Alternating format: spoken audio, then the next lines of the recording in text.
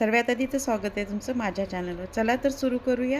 सर्वात आधी मी 1 वाटी रवा घेतला आहे जाडसर आणि त्याच्यामध्ये 2 कप मी ताक घेतलं आहे। घट्ट ताक आहे, तुम्ही दही पण वापरू शकता, पण 1 वाटी, जास्त आंबट नको, मीडियम हवं आहे। आता 1 वाटी मी जाड पीठ घेतलं आहे गव्हाचं। जर तुमच्याकडे गव्हाचं जाड पीठ नसेल तर तुम्ही रवाच वापरा। त्याच्यानंतर मी 1 वाटी घेतलं आहे चण्याच्या डाळीचं जाड पीठ। त्याला व्यवस्थित मिक्स करून घेते अगदी। आता याच्यात कोरडेपणा जाणवत आहे म्हणून त्याच्यामध्ये मी पुन्हा आता ताक टाकते। आणखी 1 वाटी ताक घेतलं, असं टोटल 2 वाट्या झालेलं आहे ताक। ताक थोडंसं आंबटसर आहे, मीडियम आहे, जास्त आंबट नाही। आता हवं आहे म्हणून पाणी टाकते। जसं पाणी हवं आहे तसंच टाकायचं आहे प्रमाणानुसार। बघा आता मी मिक्स केलेल्या सगळ्या डाळी आहे त्याला वाटून घेतलं कमी प्रमाणात।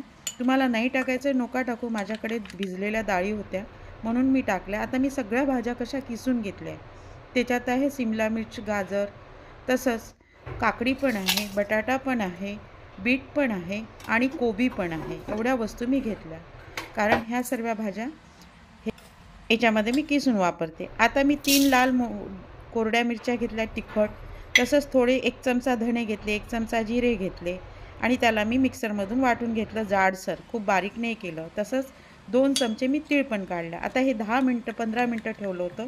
आता मी त्याच्यामध्ये धणे पावडर आणि ते जिरे पावडर आणि मिरचीची केलेली पावडर टाकली आहे। तसंच मी थोडे मीठ चवीनुसार टाकले आणि हो, तीळ पण टाकून अर्धा चमचा तीळ टाकले, बाकी तीळ मला नंतर वापरायचे। अर्धा ते 1 चमचा तीळ, आतमध्ये तीळ खूप छान वाटते, टेस्टी वाटते। बघा मी तीळ पण टाकले, हळद टाकली अर्धा चमचा। तुम्हाला पाहिजे तर तुम्ही गरम मसाला तिखट पण टाकू शकता, पण ऑलरेडी मिरच्या तिखट आहे त्याच्यामुळे मी जास्त काही वापरलेलं नाही आहे। तुम्ही हिरवी मिरची पण वापरू शकता, मी याच्यात सिमला मिर्च वापरली आहे। आता मला थोडं पाणी आणखी हवं होतं म्हणून मी पाणी घेतलं आहे। आता व्यवस्थित फेटून घेते त्याला नीट। आता याच्यामध्ये मी भाज्या टाकते। आता मी सगळ्या भाज्या किसून घेतल्या त्या व्यवस्थित पूर्णपणे याच्यामध्ये टाकते आणि पुन्हा एक वेळा मला फेटून घ्यायचं आहे। आणि फक्त मी बीट बाकी ठेवलं आहे, बाकी सर्व भाज्या ॲड करून दिलेल्या। बघा आता मी फेटून घेतलं। त्याच्यानंतर काकडी बाकी होती, ती काकडीला पाणी सुटतं नेहमी, म्हणून काकडी वेळेवर कट करा। बघा आता मी एका पॅनमध्ये तेल घेतलं आहे, 1च चमचा तेल टाकलेलं आहे। त्याच्यामध्ये थोडे मी आता जिरे टाकते, गरम होऊ देते आधी पॅन व्यवस्थित। पूर्ण तेल पॅनभर असं 1 चमचा पसरून दिलेलं आहे। आता याच्यामध्ये थोडे जिरे टाकते आणि हो, 1 हिरवी मिरची उभी कट करून त्याच्यामध्ये टाकते आहे। बघा तुम्हाला जास्त मिरच्या वापरायच्या तर वापरू शकता, पण ऑलरेडी त्याच्यामध्ये तिखट मिश्रणामध्ये टाकलेलं आहे। 1च हिरवी मिरची टाकते आणि हो, जे मी बीट बाकी ठेवलं होतं ते मी टाकून देते। आता याला होऊ देते 1च सेकंद।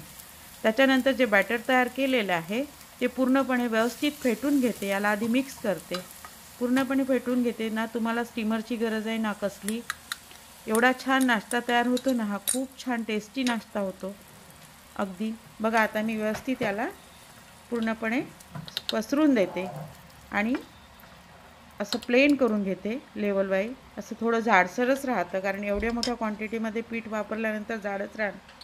त्याच्यावर मी थोडं आता जे तीळ उरले होते ते पण टाकून दिले। थोडं मी तिखट आहे ना त्याच्यावर असं स्प्रिंकल करणार आहे, जास्त नाही, अगदी थोडं।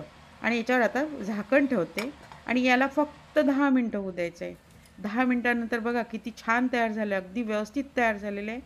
मी चाकूनी चेक करून घेतलेलं आहे, त्याला काही चिकटलं नाही, म्हणजे रेडी आहे आणि खूप टेस्टी होतो। सगळ्या डाळी वापरलेल्या आहे, म्हणजे की डाळीचे पीठ वापरले, भिजवलेल्या डाळी नसेल तर गरजेच्या नाही। आपल्याला सकाळचा स्वयंपाकाचा तर प्रश्न सुटतो, पण जेव्हा केव्हा असं वाटतं की रात्री काही हेवी होय तर बेस्ट आहे। ढोकळ्यापेक्षा काही वेगळं आहे, तुम्ही नक्की बनवा आणि ट्राय करा। बघा किती छान मी कट करून दाखवते आहे तुम्हाला, त्याचे आतून किती छान जाडसर आणि स्पॉन्जी होतं, एकदम मस्त होतं तयार आणि सर्वांनाच आवडेल अगदी। म्हणजे 1 तुकडा खाल्ला तरी छान पोट भरल्यासारखं होतं, मोठा तुकडा।